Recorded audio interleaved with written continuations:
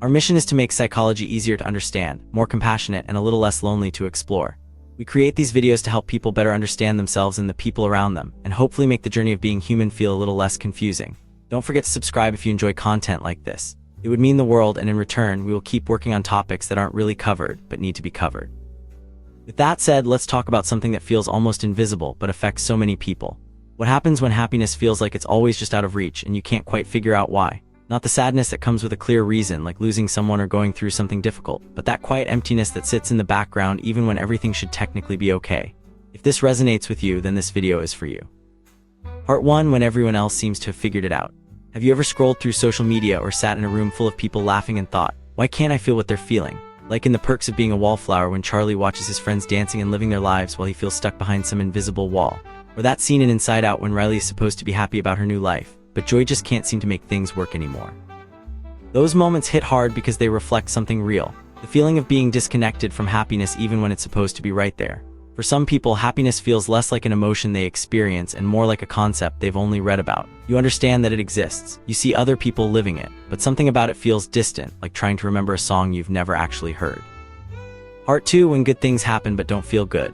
One of the strangest parts of this experience is when something objectively positive happens in your life but your emotional response feels flat. You get the promotion you worked for. You spend time with people who care about you. You accomplish something you've been trying to do for months, and yet there's this muted quality to it all, like watching a movie with the volume turned way down. Psychologists sometimes describe this as anhedonia, which is the reduced ability to feel pleasure from things that typically bring joy. It's not that you're actively sad in those moments. It's more like your brain forgot how to register the good stuff. Think about Eeyore from Winnie the Pooh. He's not angry or mean. He's just perpetually unable to access the lightness that seems so natural to everyone around him. And while it might seem like a small thing, living in that state day after day can be incredibly exhausting.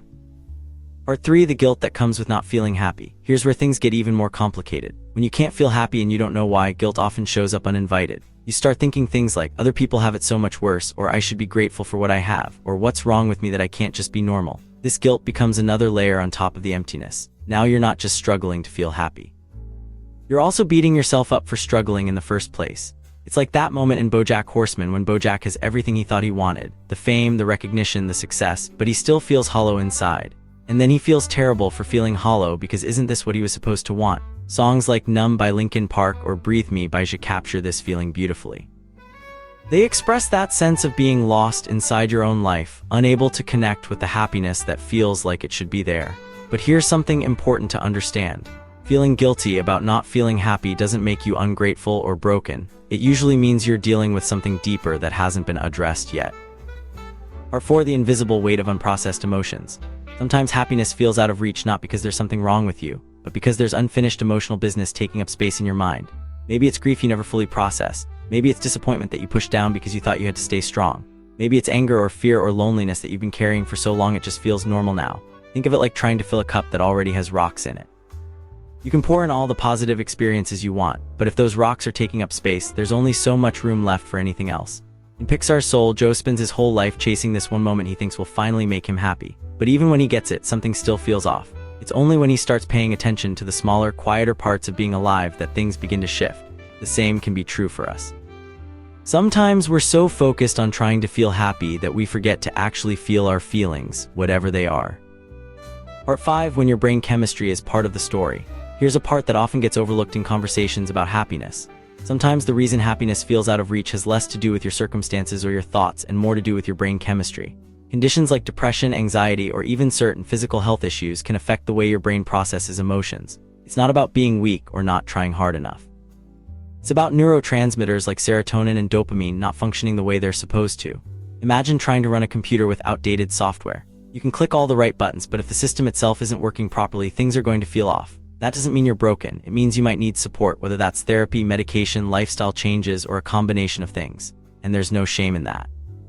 Just like you wouldn't feel ashamed for needing glasses if your vision was blurry, there's no reason to feel ashamed for needing help when your brain chemistry is affecting your emotional experience. Part 6: The quiet ways happiness might already be there. Here's something that might sound strange, but stay with us. Sometimes happiness isn't this big, loud, obvious feeling. Sometimes it's so quiet and subtle that if you're expecting fireworks, you'll miss it entirely. Happiness might look like the few seconds of peace you feel when you first wake up before the day starts, or the small comfort of a warm drink on a cold morning. Or the way a song you love still makes you pause even when everything else feels heavy. It's not the kind of happiness that gets celebrated in movies or posted on social media, but it's still real. And for people who have spent a long time feeling disconnected from joy, learning to notice these tiny moments can be the beginning of something important. It's like learning a new language. At first, you only recognize a few words, but over time, you start to understand more. Part 7: The Way Forward. If happiness has felt out of reach for you, we want you to know that you're not imagining it and you're not alone. What you're experiencing is real and it deserves compassion, not judgment. The path forward might involve therapy, it might involve medical support, it might involve making space to process emotions you've been avoiding, or it might involve all of the above. But the important thing is that you don't have to figure it out alone, and you don't have to keep pretending everything is fine when it isn't. Your emotional experience matters. And the fact that you're even asking the question, "Why can't I feel happy?" means you still care about your own well-being. That matters more than you might realize. Though if happiness has felt out of reach, we hope this video helped you understand that feeling a little better. Every bit of support helps us keep making videos like this. And before you go, let us know in the comments, would you be interested in a video about small daily habits that can help rebuild your relationship with joy? Sometimes healing starts with the smallest steps. And as always, thank you for being here. Until next time, take care.